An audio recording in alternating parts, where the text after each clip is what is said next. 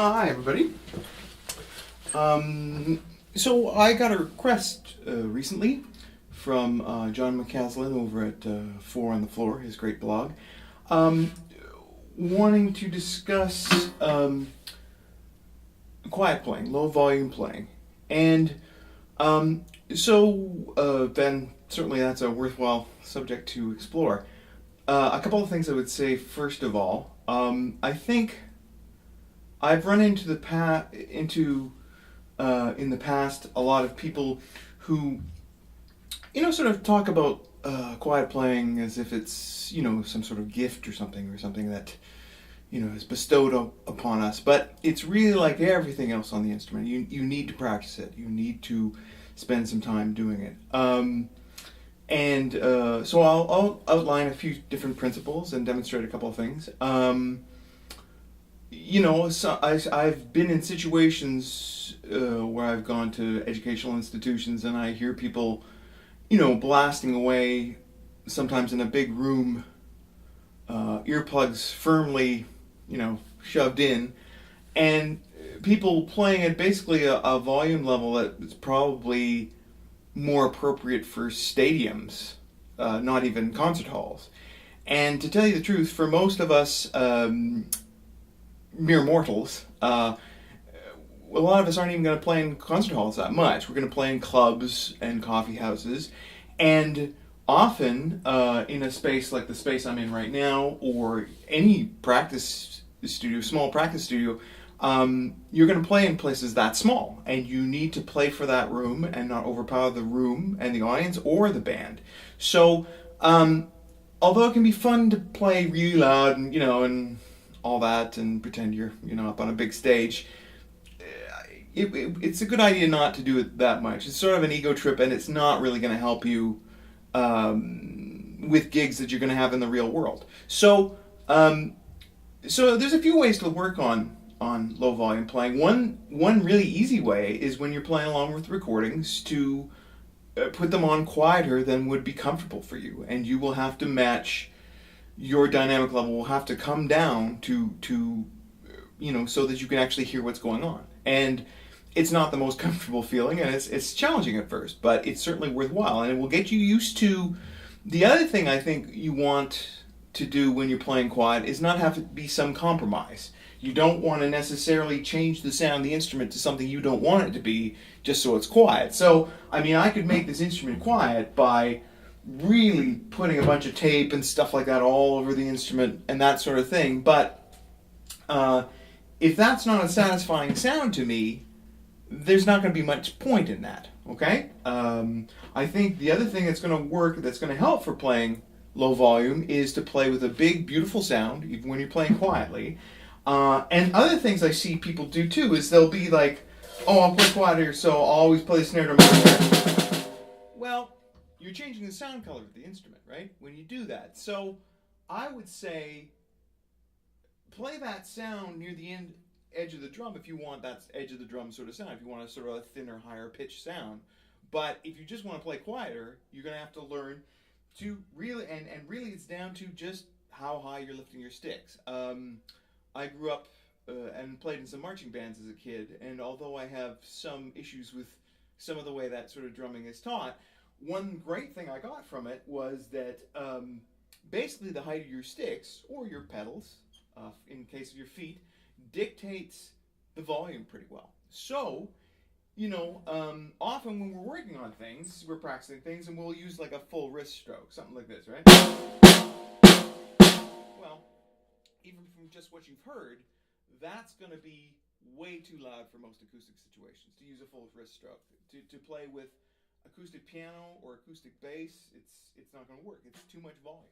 So one thing, and we talked about it a bit during my little blurb on fast tempos, is that the drums and cymbals are always going to have some rebound in them, even when you're playing very quietly, especially the cymbals, because they're harder than drums.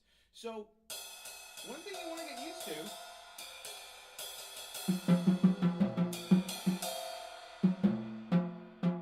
is getting used to the rebound that you get from basically just being close to the drum and letting it go.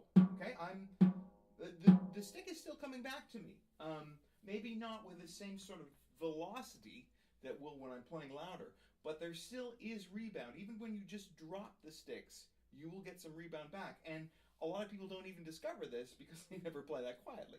But you will get some degree of rebound from the sticks, even from just dropping them. Okay, so that's one thing.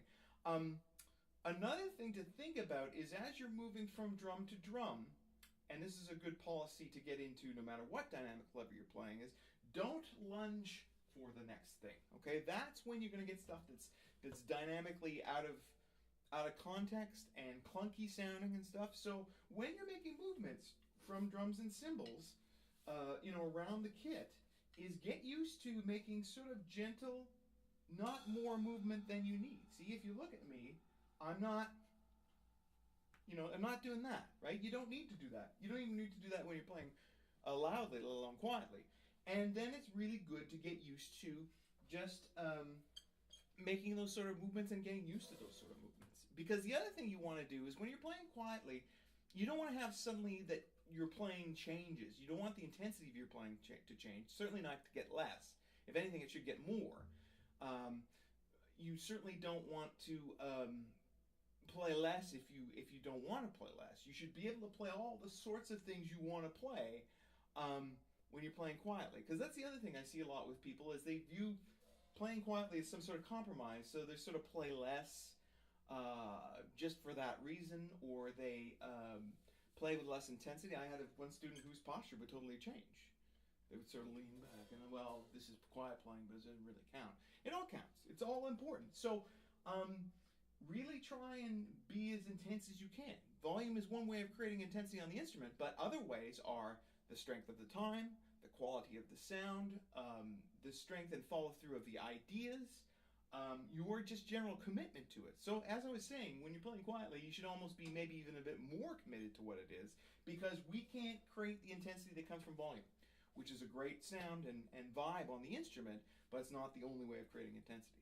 Okay, and listen to music that does that creates intensity without volume, because there's lots of it around.